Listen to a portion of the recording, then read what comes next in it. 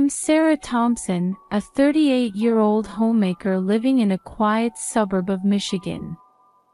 Outside my window, the autumn wind rustles through the trees, which are just starting to change color, scattering fallen leaves across our yard. Mom, I can't find my soccer cleats. I can't help but smile at the sound of my son Ethan's voice coming from upstairs. He just turned 8 this year. He's a bright, energetic boy who loves soccer. Check under your bed, honey. That's where you left them yesterday. I call back gently while continuing to prepare breakfast in the kitchen. The rich aroma of toast fills the room as the coffee maker slowly begins to drip. My husband Michael has already left for work. He works at a local construction company and has been busy lately with a big project he's been put in charge of. Sarah, you're the best. I couldn't do this without you, he says every morning, giving me a kiss before he leaves. Those words give me the energy I need to start my day. However, there's one thing that casts a shadow over this peaceful daily life. It's my relationship with my mother-in-law, Eleanor. Sarah, dear. I hope you're not feeding Ethan those processed cereals again. They're full of sugar, you know. I sigh as I remember Eleanor's sudden visit during breakfast just the other day. She criticizes my parenting methods at every opportunity and tries to impose her upper-class manners on us. Mom, I appreciate your concern, but Ethan's pediatrician says his diet is perfectly healthy. I try to respond as calmly as possible, but every word from my mother-in-law stings. Michael says, Mom means well, Sarah. She just shows it differently, but sometimes it really wears me out. Amidst all this, our family received some wonderful news. I'm pregnant with our second child. The joy I felt when the pregnancy test came back positive is indescribable. When I told Michael we're having another baby, he hugged me and gave me the happiest smile. Ethan was thrilled too, saying, I'm gonna be a big brother. The whole family is eagerly awaiting the arrival of our new little one. But along with the joy comes some anxiety. I'm worried about Eleanor's reaction. She's always said, a Thompson should have at least one son and one daughter. What if it's another boy? The thought makes my chest tighten. Still, I'm determined to stay positive. I believe this child's birth will make our family stronger and more loving. In the sun-drenched kitchen, I find myself unconsciously placing a hand on my belly, speaking to the tiny life within. Welcome to our family, little one. We can't wait to meet you. One sunny Saturday afternoon, our family was enjoying a picnic in the backyard. Ethan was playing with his new frisbee, and Michael was preparing lunch on the barbecue grill. I was 5 months pregnant, and my belly was starting to show a little. Sarah, you're glowing, Michael smiles at me gently. Pregnancy suits you. Just then, we heard the sound of a delivery truck stopping in front of our house. I'll get it. Michael calls out, walking to the gate. A little while later, he returns carrying a medium-sized box. It's from Mom, Michael says. Looks like a baby gift. I stare at the box with mixed feelings. A gift from Eleanor. It's probably something expensive. but I'm sure there are expectations and demands hidden behind it. Should we open it now? Michael asks, but suddenly Ethan drops his frisbee and runs over. No. Don't open it, Mom. There's an urgency in Ethan's voice that I've never heard before. His eyes are wide with fear, and his small body is trembling. Ethan, honey, what's wrong? I place my hand on my son's shoulder, trying to calm him down. The box, it's bad. I can feel it.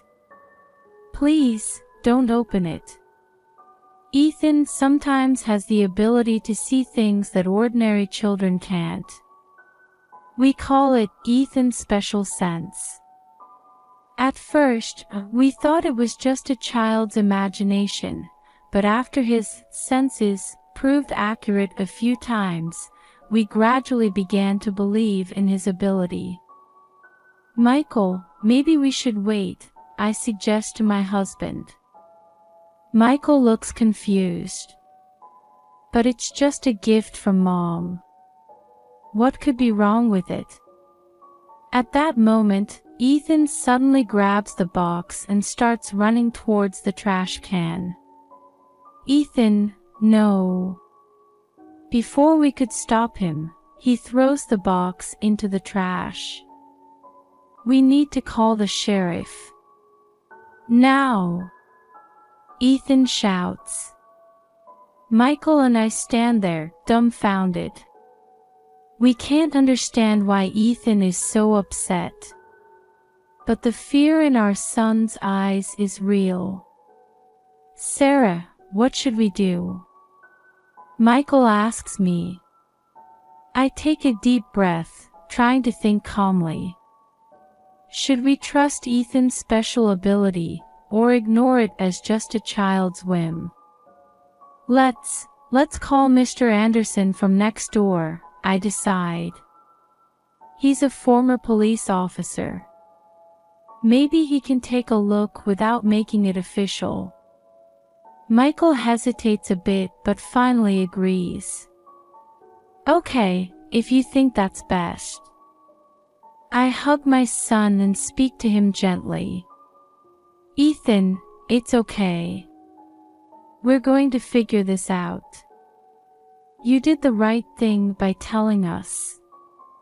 Ethan is still shaking, but he nods, looking a little calmer. Our family waits for Mr. Anderson to arrive, surrounded by an atmosphere of anxiety and tension. We had no idea then that the secret hidden in Eleanor's gift would drastically change our family's future. For the few minutes until Mr. Anderson arrived, our family sat quietly on the picnic blanket. Ethan was still trembling in my arms, and Michael kept glancing nervously at the trash can. Breaking the tense atmosphere, we heard Mr. Anderson's knock. Hello, Thompson family, Mr. Anderson greeted us with a gentle smile. He's a mild-mannered man in his late 60s, with striking silver hair and thoughtful blue eyes. What's going on? Did something happen? I briefly explained the situation. Mr. Anderson listened carefully, showing particular interest in Ethan's reaction. I see. It certainly is an unusual situation, he said. May I take a look at the box? Michael retrieved the box from the trash can and placed it on the table. It was an ordinary cardboard box with nothing particularly unusual about it. However, I could feel Ethan's body trembling more intensely. It's okay, Ethan, I said, hugging my son. Mr. Anderson is here. There's nothing to worry about. Mr. Anderson carefully observed the box and slowly began to open it. We watched with bated breath. As the lid opened, a strange smell wafted out. "This is..." Mr. Anderson's expression suddenly hardened. When he took out the contents of the box, we were speechless. Inside were several blood-stained cards. Each card was inscribed with terrible curses directed at our family, especially the baby in my womb. Oh my God! I couldn't help but cry out. Michael turned pale, and Ethan burst into tears. Mr. Anderson, maintaining his composure, said, "This is clearly a threat. We need to report this to the police immediately." With trembling hands, I took out my cell phone and dialed 911. Meanwhile, Mr. Anderson continued to carefully examine the contents of the box. "Sarah, Michael," he looked at us with a serious expression. "This isn't just a prank. I think this is the work of professional criminals. Is there anyone who holds a grudge against you?" We looked at each other. Eleanor's face flashed through my mind, but surely she wouldn't do something like this. "We don't know," Michael answered. "But why would anyone do this to us?" Just then, we heard the sound of sirens. The police had arrived. A patrol car stopped in front of our house, and 2 officers got out. The older male officer approached us and showed his badge. "I'm Sheriff Johnson. We received a 911 call." We explained the situation again, and Mr. Anderson gave his testimony as well. Sheriff Johnson frowned as he looked at the contents of the box. "This is indeed a serious matter. We'll need to take this evidence back for a closer examination." The young female officer carefully began putting the box and its contents into evidence bags. She was wearing gloves and proceeding with utmost caution. "Mr. and Mrs. Thompson, I'd like to ask you a few questions," Sheriff Johnson said. For the next hour or so, we continued to answer police questions. Recent events, acquaintances, and about Eleanor, my mother-in-law. "Eleanor, she's a bit difficult, but I can't imagine her doing something like this," I answered hesitantly. "I see," Sheriff Johnson nodded, taking notes. "Any other possibilities?" We could only shake our heads. When the questioning was over, the officers began loading the evidence into their car. Meanwhile, my head was full of confusion and anxiety. Why did this happen? What's going to happen to our family? Ethan squeezed my hand. "Mom, I'm scared." "It's okay, Ethan," I hugged my son. "The police will help us. We're safe." But I wasn't sure if that was really true. Sheriff Johnson approached to give us some final instructions. "Please remain extra vigilant for the time being. If you see any suspicious people or objects, contact us immediately. Also, I recommend you spend tonight somewhere else." We nodded, but the thought of leaving our own home pained my heart. I could no longer distinguish whether this was reality or just a bad dream. As we watched the patrol car drive away, I unconsciously placed my hand on my belly. I vowed in my heart that I would do anything to protect this little life. However, at that time, I couldn't even imagine what trials our family would face in the future. A week has passed since the initial police investigation. Our family had been staying at a relative's house, spending anxious days. Ethan had been having more nightmares, and Michael and I weren't getting enough sleep either. One morning, I received a call from Sheriff Johnson. "Mrs. Thompson, we have new information. Could you come down to the station?" Trying to suppress the pounding in my chest, I headed to the police station with Michael. Sheriff Johnson led us to a small conference room. "Please, have a seat," he began, carefully choosing his words. "We've got the results of the fingerprint analysis on the blood-stained cards. And..." He hesitated for a moment. "The fingerprints match those of your husband, Michael Thompson." I couldn't believe my ears. "What?" My voice cracked involuntarily. "That can't be." Michael's face turned pale. "No. It wasn't me," he desperately denied. Sheriff Johnson continued calmly. "Furthermore, we also conducted a DNA analysis of the blood used on the cards. This matches the blood of your sister, Emily Collins." My head was spinning. Michael and my sister Emily. Both names were unbelievable. Emily and I had been estranged for years, but to think she would be involved in something so terrible.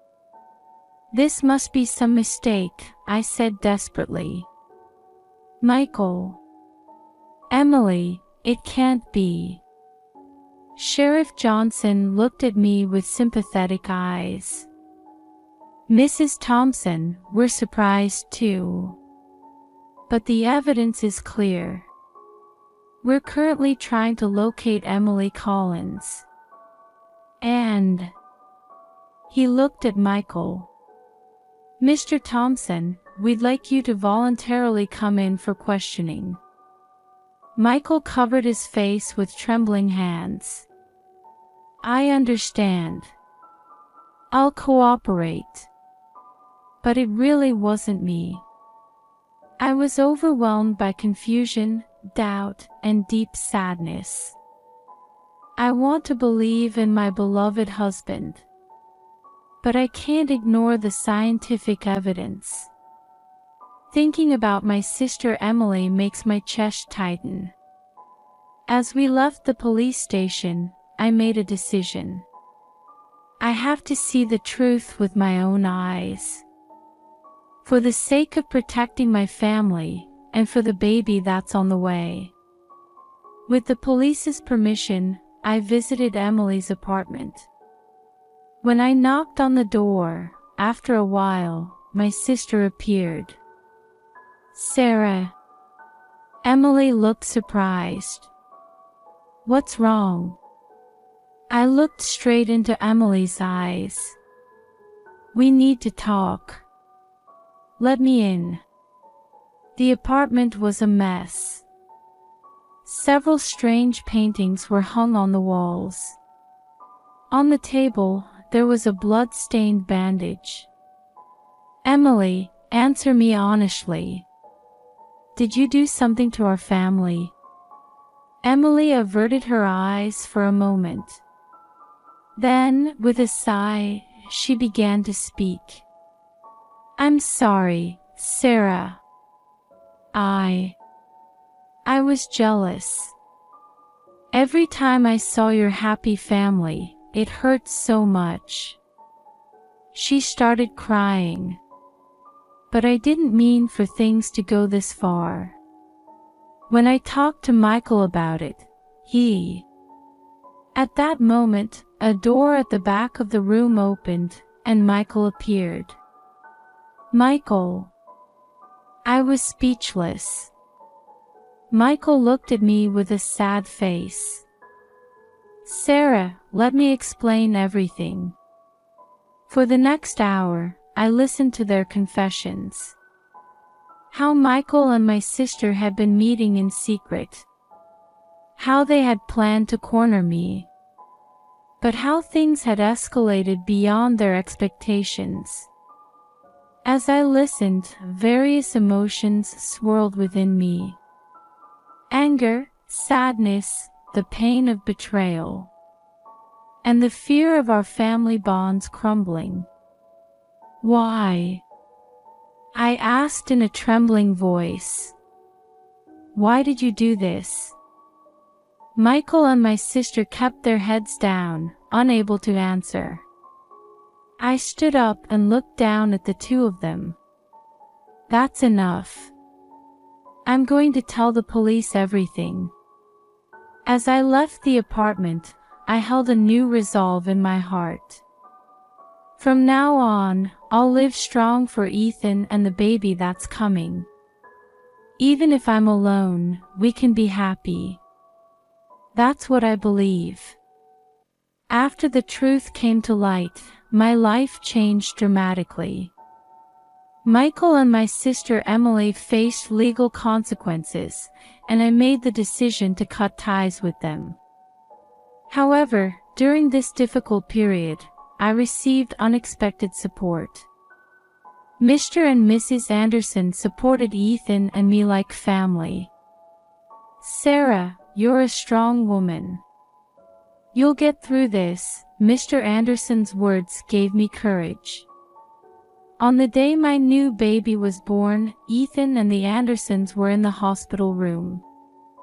As I held the tiny life in my arms, I thought, this is my new family. Mom, I promise to protect my little sister. Ethan's serious expression brought tears to my eyes. We've become stronger by overcoming these difficulties. Blood ties alone don't make a family. We've learned firsthand that true bonds are born from caring for each other. The future is still uncertain, but it's full of hope. The story of our new family begins here.